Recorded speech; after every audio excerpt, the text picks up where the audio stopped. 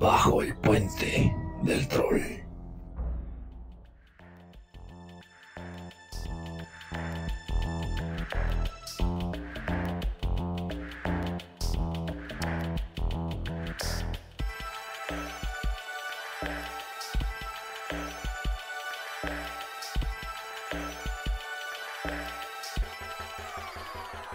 Teatro del Goblin presenta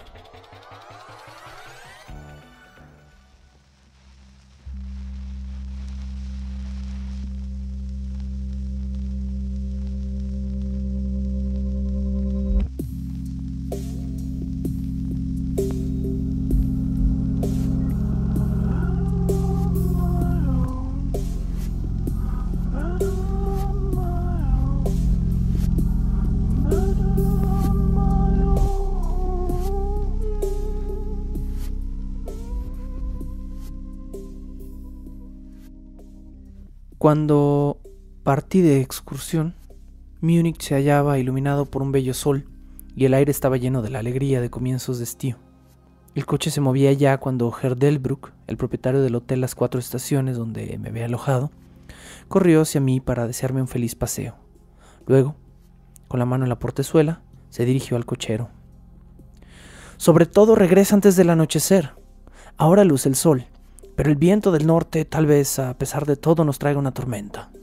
Claro que es inútil recomendarte prudencia, amigo, puesto que también, como yo, sabes que esta noche no es para andar por los caminos». Sonrió al pronunciar las últimas palabras.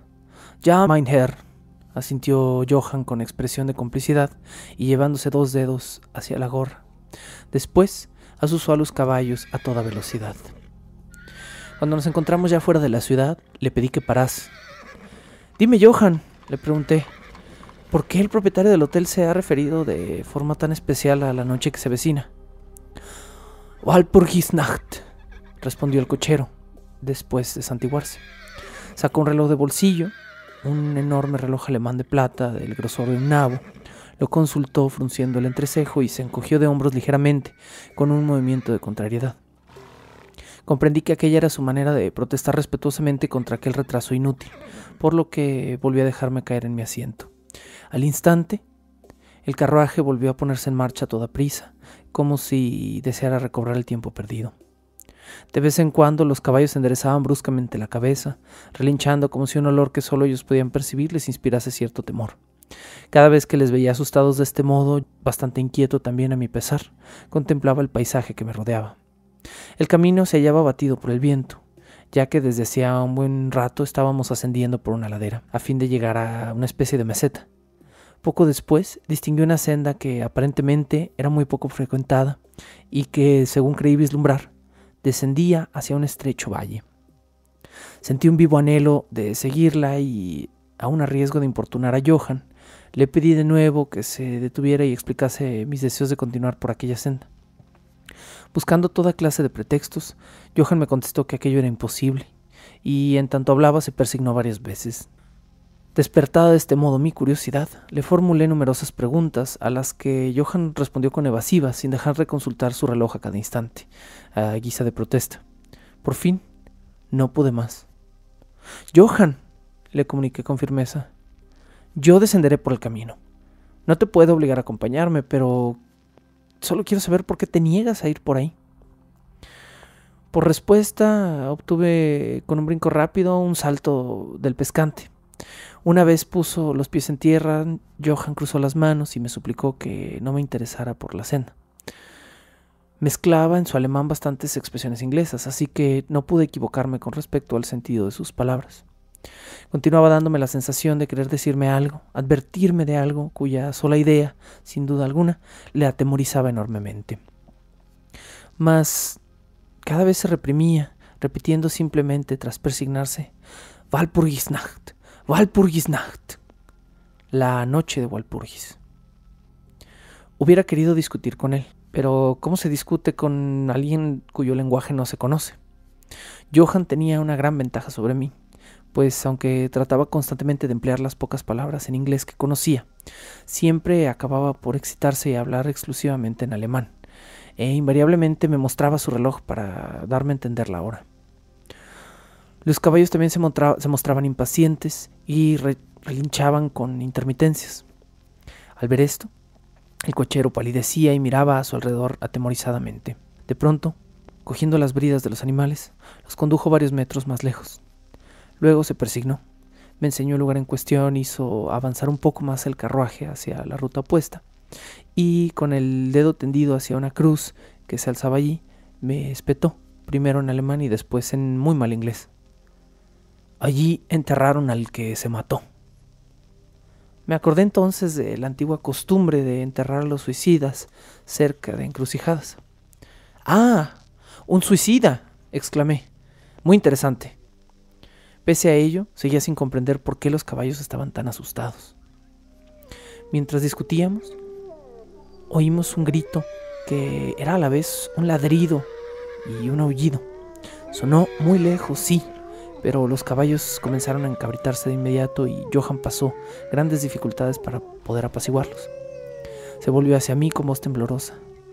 Parecía un lobo, pero en esta región no los hay. ¿No?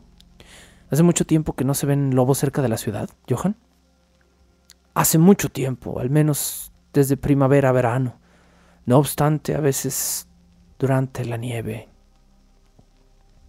Johann acariciaba a los animales intentando calmarlos. De repente, el sol quedó oculto por enormes nubarrones que en muy pocos instantes cubrieron el cielo. Casi al mismo tiempo, un viento helado comenzó a soplar. Mejor dicho, era una sola racha de aire helado que debía ser un digno precursor de una tormenta, ya que casi al momento el sol brilló de nuevo. Haciendo visera con la mano, Johann examinó el horizonte. No tardaremos mucho en tener tormenta de nieve. Volvió a consultar su reloj y, sosteniendo las riendas con más firmeza, ya que seguramente el nerviosismo de los caballos lo hacía temer lo peor, subió otra vez al pescante, dispuesto a reanudar el viaje. En cuanto a mí, aún deseaba saber algunas cosas. ¿A dónde conduce esa sendera que usted se niega tanto a tomar?, pregunté. ¿A dónde lleva? Se santiguó, murmuró una plegaria antes de contestar. Es un camino prohibido. ¿Prohibido? ¿A dónde va? Al pueblo. ¿Hay un pueblo allá abajo? No. Hace siglos que nadie vive en él. Pero usted dijo algo de un pueblo. Sí, lo hubo en otros tiempos. ¿Y qué pasó en el pueblo? Acto seguido, Johann inició un relato muy largo en alemán, con expresiones inglesas, tan embrollado que apenas pude seguirle.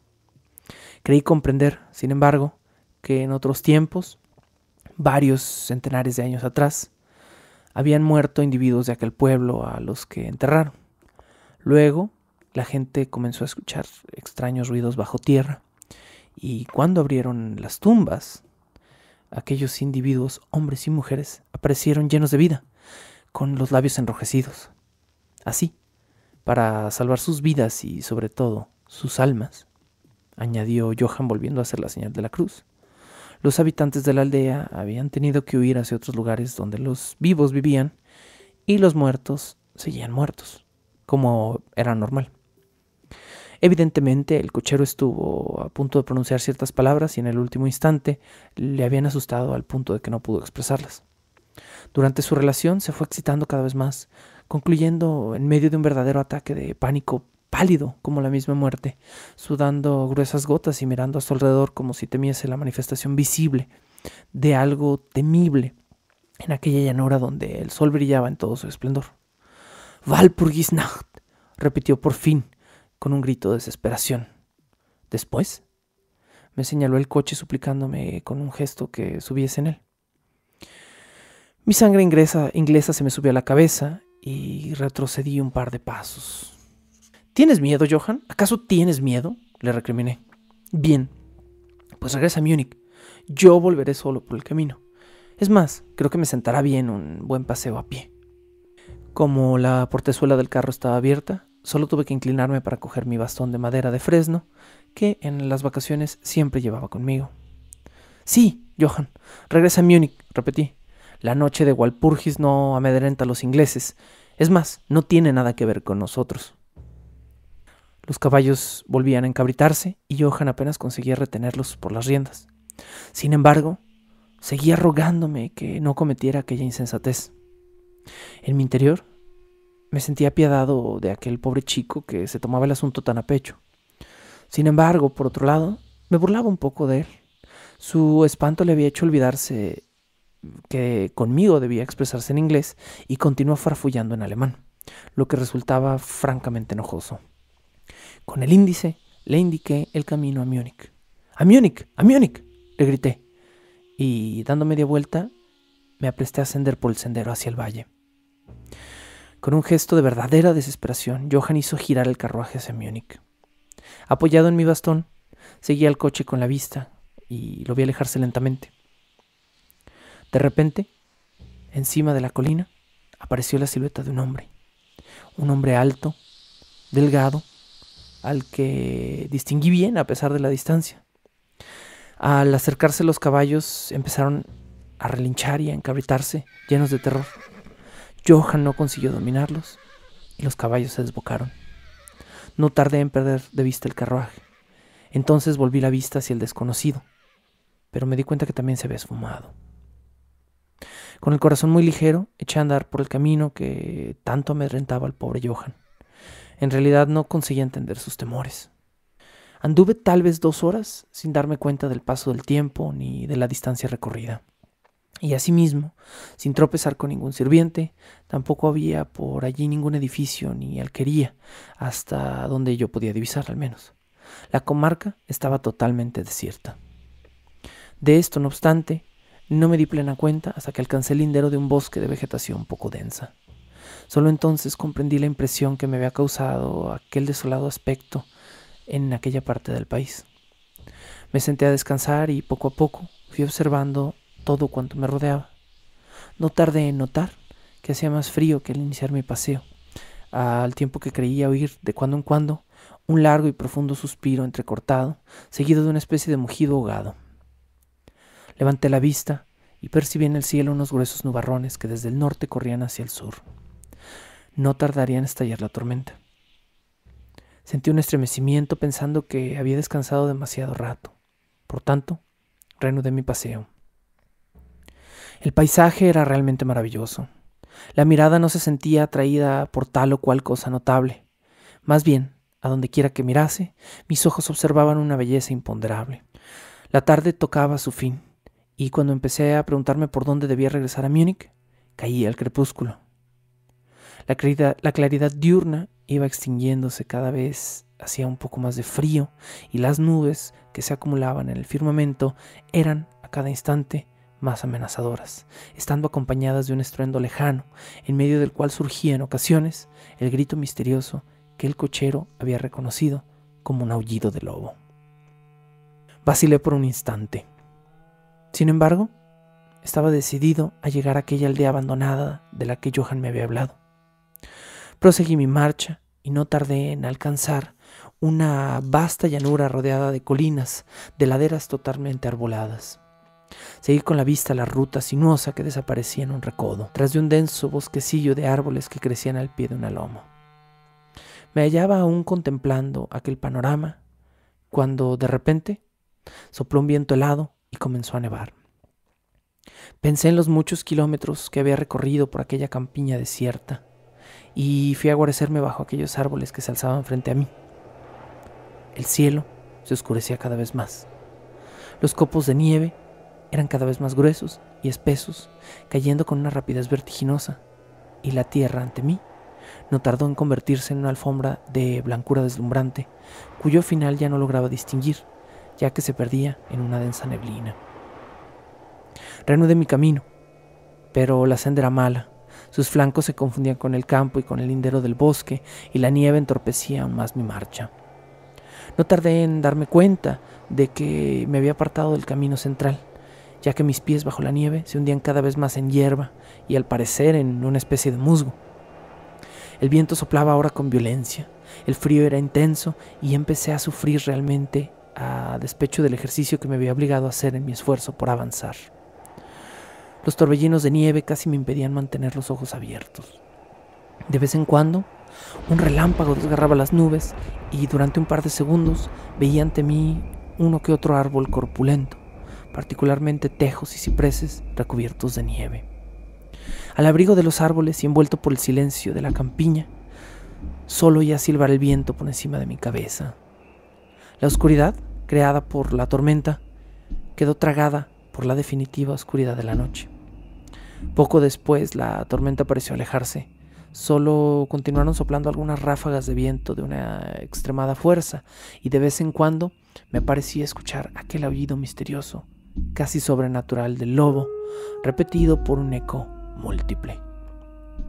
En ocasiones, entre las ya enormes nubes negras, aparecía un rayo de luna que iluminaba todo el paisaje. De este modo, conseguí darme cuenta que había llegado al borde de lo que parecía un bosque de tejos y cipreses. Como había cesado de nevar, abandoné mi refugio para examinar más de cerca cuanto me rodeaba. Me dije que tal vez hallaría una casa, aunque fuese en ruinas, lo cual constituiría un refugio mucho más seguro. A lo largo del linde del bosque comprendí que estaba separado del mismo por un muro de poca altura. Mas no muy lejos de allí descubrí una brecha. En aquel sitio, el bosque de cipreses se abría en dos filas paralelas que formaban una avenida que conducía a una mole cuadrada que debía ser un edificio. Pero en el mismo instante de distinguirlo, las nubes velaron la luna, por lo que recorrí la avenida en medio de una completa oscuridad. Mientras andaba iba temblando de frío.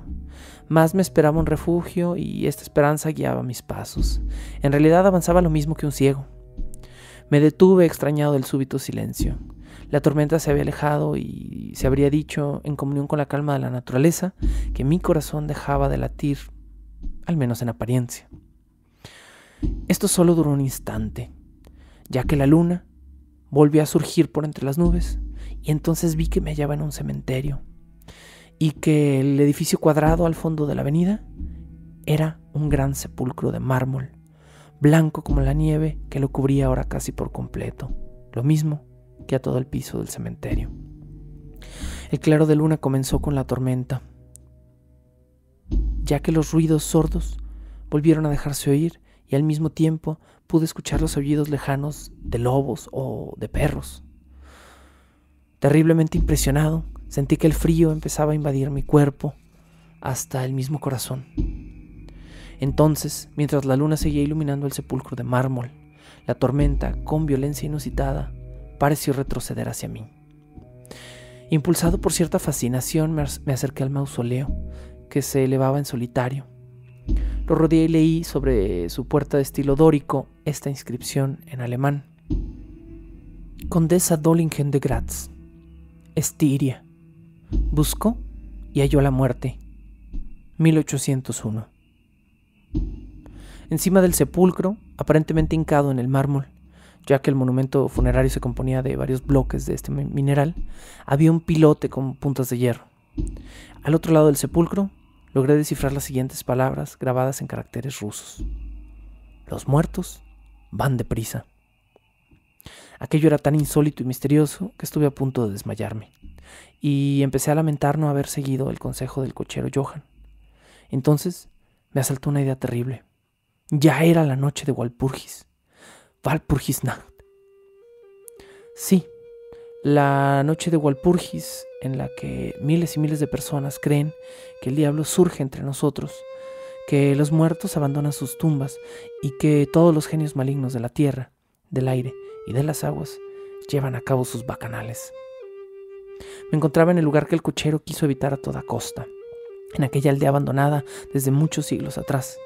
Era aquí donde habían enterrado a la suicida, y yo me hallaba solo delante de su tumba, impotente, temblando de frío bajo un sudario de nieve, en tanto una violenta tormenta me amenazaba nuevamente. Tuve que apelar a todo mi valor, a toda mi razón, a toda creencia religiosa en la que me había educado, para no sucumbir al terror. No tardé en verme envuelto en un verdadero tornado. El suelo temblaba como bajo el galopar de un centenar de caballos. No se trataba ya de una tempestad de nieve, sino de granizo que se abatió con tal fuerza sobre la tierra que las piedras heladas destrozaban las hojas de los árboles y quebraban de tal modo las ramas que, al cabo de un instante, los cipreses ya no pudieron proteger del todo. Busqué refugio en otro árbol, mas tampoco estuve largo tiempo guarecido ahí, y empecé a buscar un sitio que pudiese realmente protegerme. Es decir, la puerta del sepulcro que, por ser de estilo dórico, tenía un vano muy profundo. Allí, apoyado contra el bronce macizo, me hallé protegido contra el granizo que solo me alcanzaba de rebote tras haber caído sobre la avenida o las losas de mármol. De pronto la puerta cedió, abriéndose hacia el interior. El refugio ofrecido por el sepulcro me pareció una fortuna contra la implacable tormenta, y ya iba a entrar en él, cuando un zigzagueante relámpago iluminó todo el firmamento. En aquel instante, y tan cierto como que vivo, divisé al girar los ojos hacia la oscuridad de la tumba a una mujer hermosísima, de mejillas redondeadas y de labios carmíneos, tendida sobre un ataúd que, pues, simplemente parecía dormir.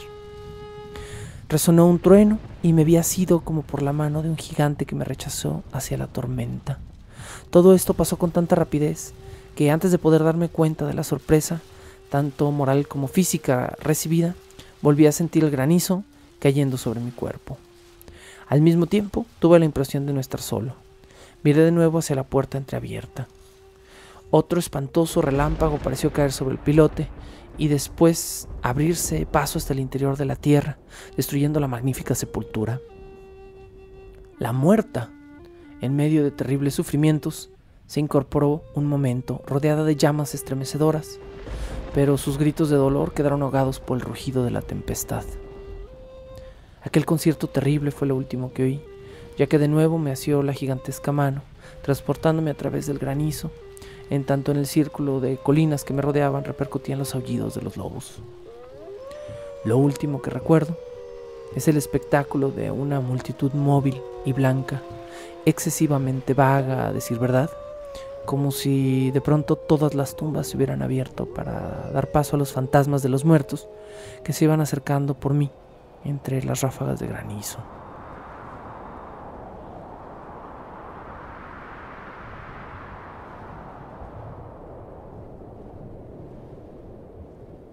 Poco a poco fui recobrando el conocimiento, experimentando una fatiga tan enorme que me asusté. Necesité largo tiempo y un gran esfuerzo para recordar lo sucedido. Me dolían los pies de modo terrible, sin conseguir moverlos. Los tenía entumecidos. Mi nuca parecía helada y toda mi columna vertebral y mis orejas, al igual que mis pies, estaban entumecidos y doloridos. Sin embargo, noté en el corazón una sensación cálida realmente deliciosa comparada con todas las demás impresiones. Era una pesadilla física, si se me permite la expresión, puesto que una terrible opresión me impedía casi respirar. Estuve, a lo que creo, largo tiempo en aquel estado semiletárgico del que solo salí para caer en una modorra dulce o en un desvanecimiento. Luego me sentí preso de náuseas, como cuando uno se marea en el mar. Sentía en mi interior el intenso deseo de despojarme de algo desconocido. A mi alrededor reinaba un profundo silencio, como si el mundo entero durmiese o como si acabara de morir. Un silencio roto únicamente por el jadeo de un animal que debía estar junto a mí. Sentí algo caliente que me desgarraba la garganta. Fue entonces cuando descubrí la espantosa verdad. Un enorme animal estaba tendido sobre mí, con su hocico pegado a mi garganta. No me atreví a moverme, sabiendo que solo una prudente inmovilidad iba a salvarme. Mas la bestia comprendió sin duda que en mí se había producido un cambio, ya que de inmediato levantó la cabeza. Por entre mis pestañas divisé los ojos grandes y llameantes de un gigantesco lobo. Sus colmillos grandes, largos y puntiagudos, brillaban en su boca rojiza y su aliento cálido y acre llegaba hasta mi olfato. De nuevo transcurrieron unos instantes de los que no tengo recuerdo alguno. Finalmente percibí un sordo gruñido, una especie de ladrido, repetido varias veces. Luego, muy lejos, comencé a oír gritar: ¡Hola!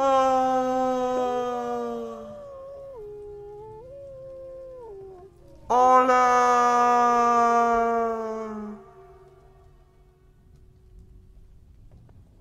Levanté la cabeza con precaución, tratando de mirar en dirección de la voz, pero el cementerio me obstaculizaba la visión. El lobo seguía aullando de modo extraño, y una luz roja empezó a contornear el bosque de cipreses como siguiendo a la voz.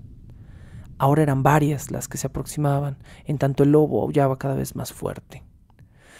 Temí más que nunca efectuar el menor movimiento, dejar incluso escapar el más leve suspiro, y la luz rojiza se iba acercando por encima del blanco sudario que se extendía a mi alrededor en la noche. De repente, por detrás de los árboles, apareció un grupo de jinetes al trote, todos provistos de antorchas. El lobo se incorporó rápidamente, se apartó de mi pecho y huyó hacia el cementerio.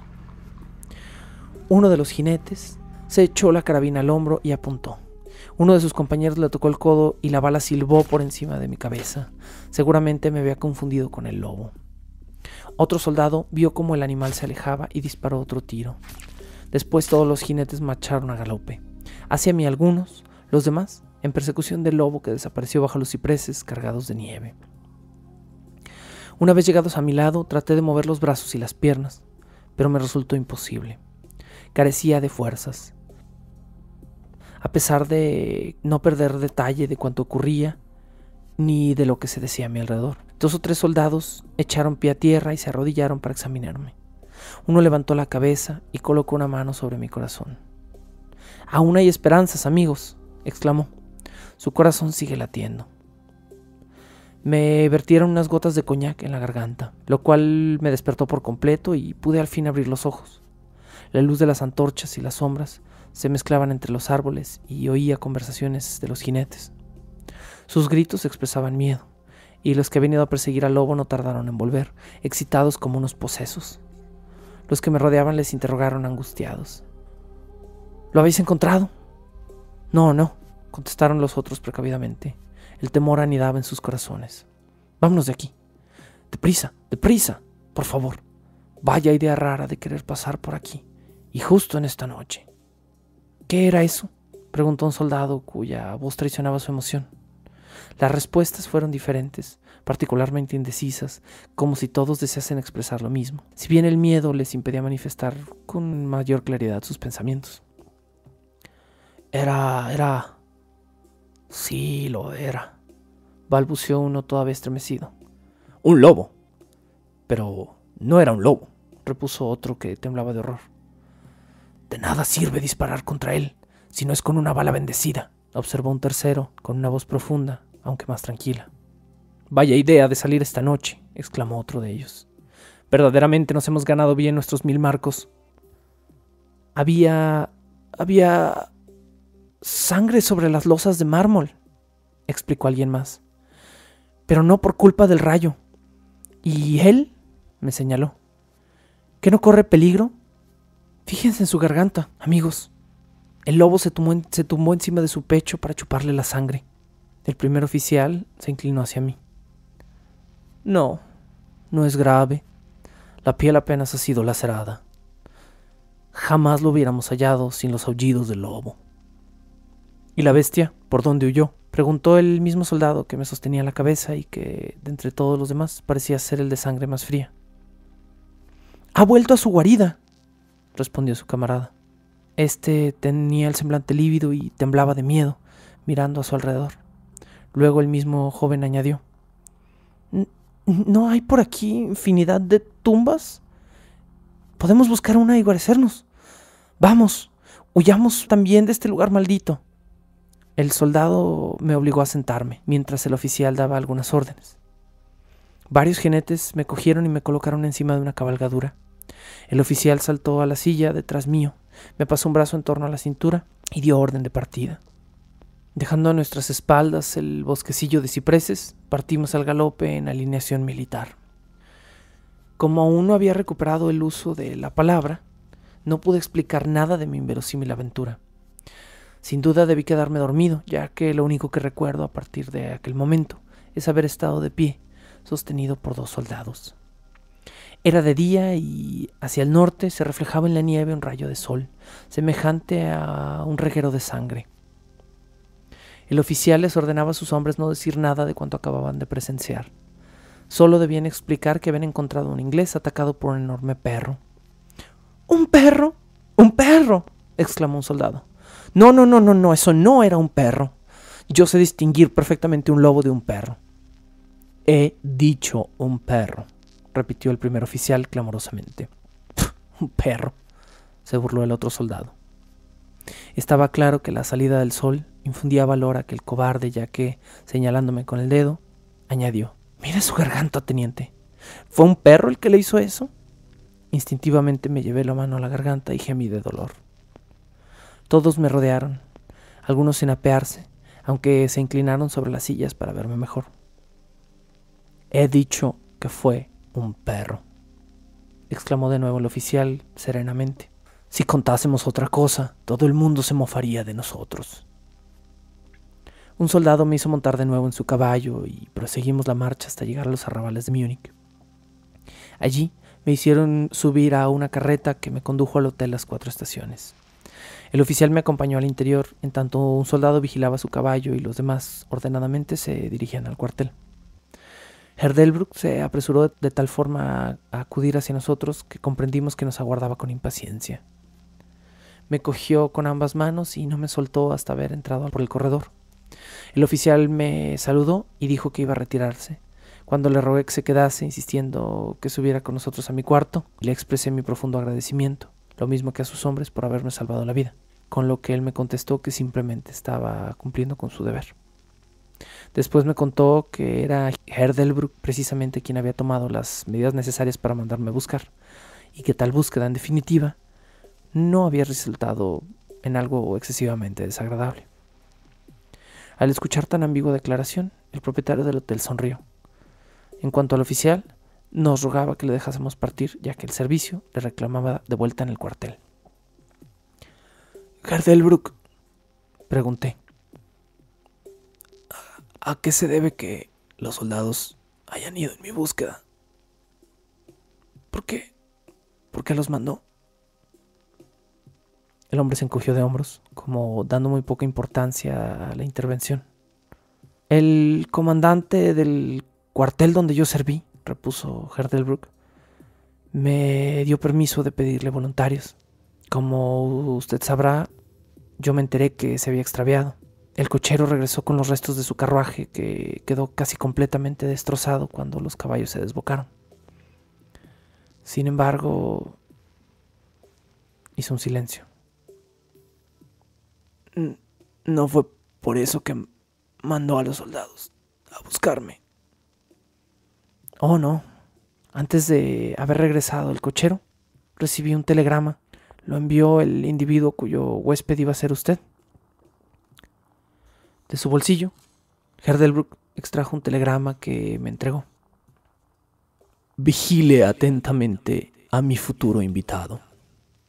Su seguridad es lo más valioso para mí. Si le ocurriese algo terrible o desapareciese, haga cuanto pueda para hallarle y salvarle la vida. Es un inglés y por lo tanto ama la aventura. La nieve, la noche y los lobos podrían ser para él grandes peligros. No pierda un instante si siente alguna inquietud a su respecto. Mi fortuna se lo recompensará bien». La firma decía Drácula.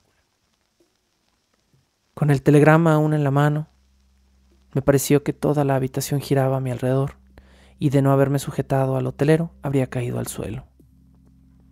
Era todo tan extraño, tan misterioso, tan increíble que lentamente tuve la sensación de ser un juguete y me di cuenta que estaba al azar de fuerzas opuestas.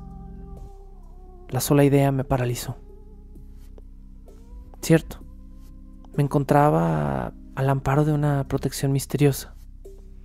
Casi en el instante oportuno, un mensaje llegado de un lejano país acababa de salvarme del peligro de morir sobre la nieve, de perecer bajo los ataques de un enorme lobo sanguinario.